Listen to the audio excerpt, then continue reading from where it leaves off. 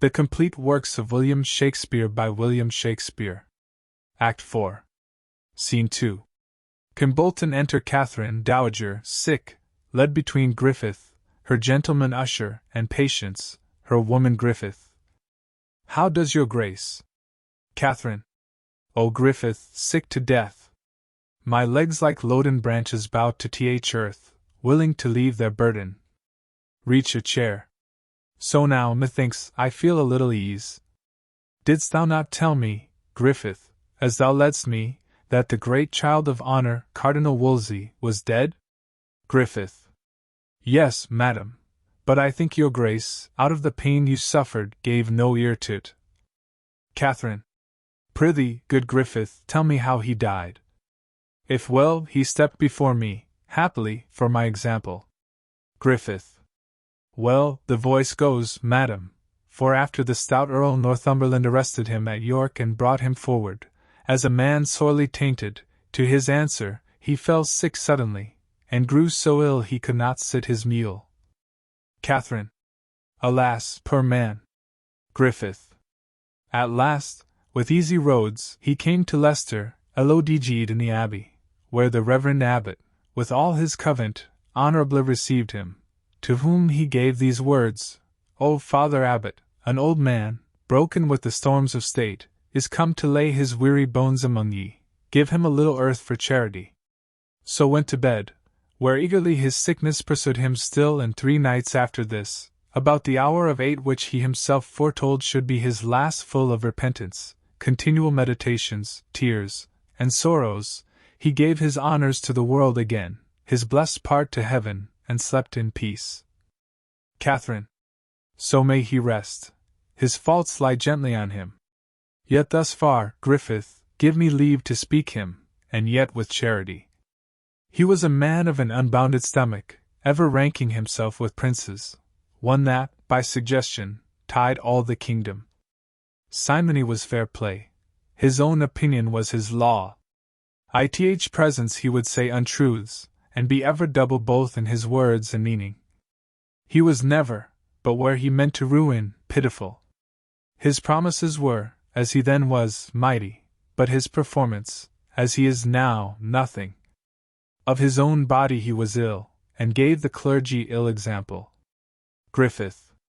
Noble madam, men's evil manners live in brass, their virtues we write in water. May it please your highness to hear me speak his good now? Catherine.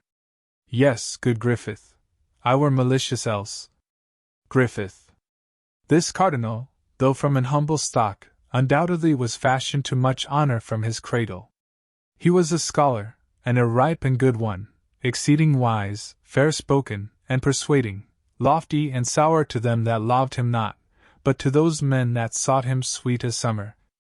And though he were unsatisfied in getting which was a sin, yet in bestowing, madam, he was most princely, ever witness for him those twins of learning that he rised in you, Ipswich and Oxford. One of which fell with him, unwilling to outlive the good that did it, the other though unfinished yet so famous, so excellent in art, and still so rising, that Christendom shall ever speak his virtue. His overthrow heaped happiness upon him, for then, and not till then, he felt himself, and found the blessedness of being little. And, to add greater honours to his age than man could give him, he died fearing God. Catherine.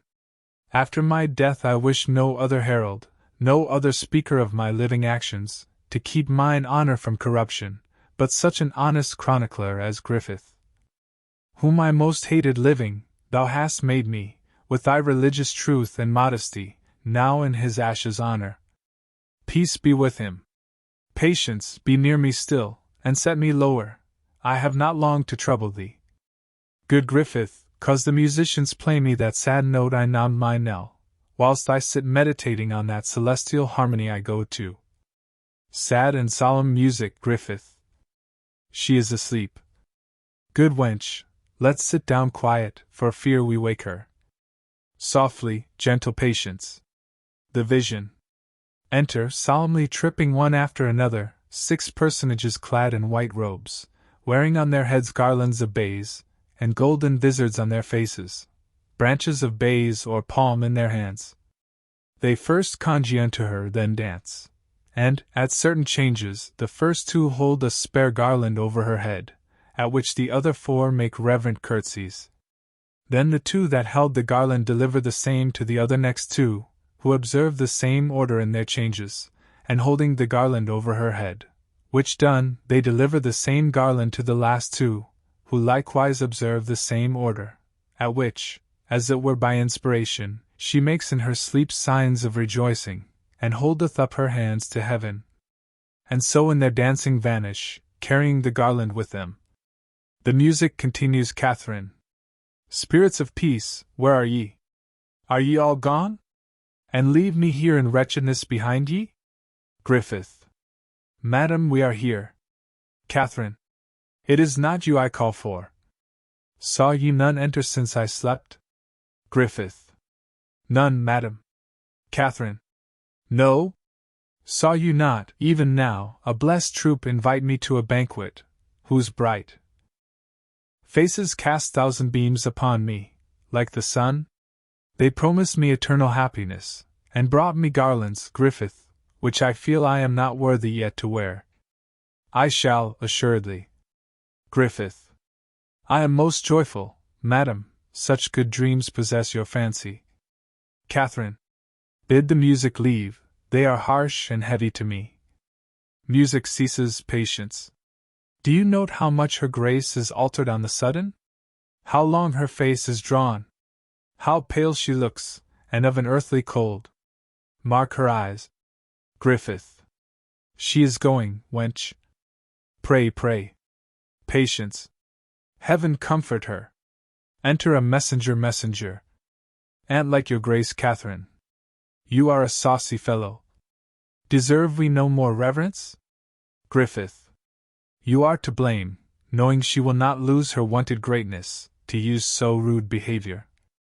Go to, kneel. Messenger. I humbly do entreat your highness pardon.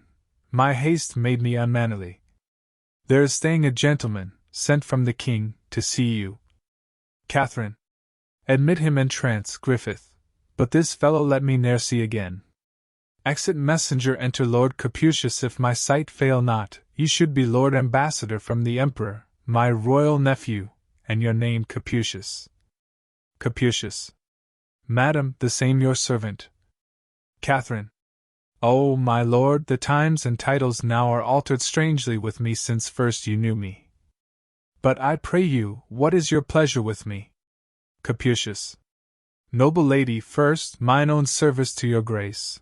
The next, the king's request that I would visit you, who grieves much for your weakness, and by me sends you his princely commendations and heartily entreats you take good comfort.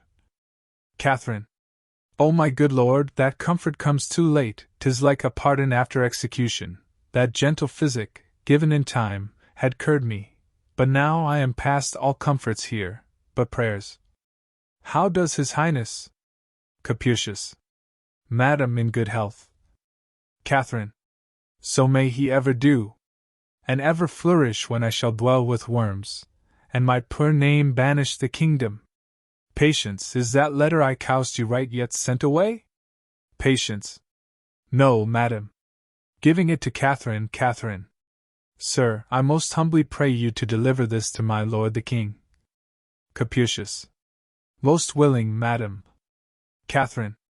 In which I have commended to his goodness the model of our chaste loves, his young daughter. The dews of heaven fall thick and blessings on her, beseeching him to give her virtuous breeding. She is young, and of a noble modest nature. I hope she will deserve well and a little to love her for her mother's sake, that loved him, heaven knows how dearly.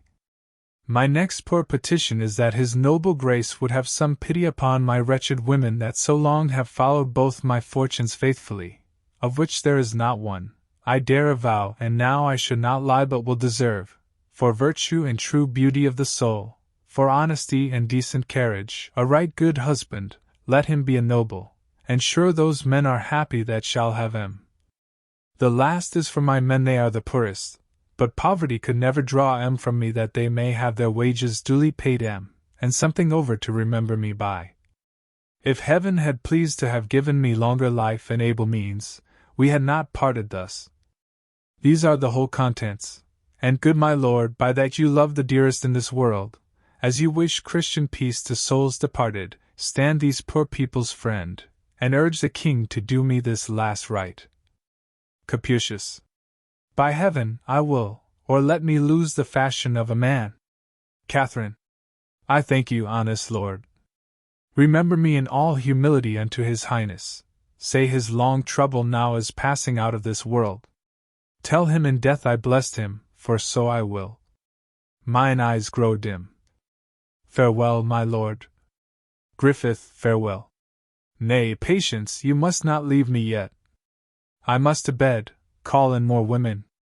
When I am dead, good wench, let me be used with honor, strew me over with maiden flowers, that all the world may know I was a chaste wife to my grave. Embalm me, then lay me forth, although unqueened, yet like a queen, and daughter to a king, inter me. I can no more. Exeunt, leading Catherine.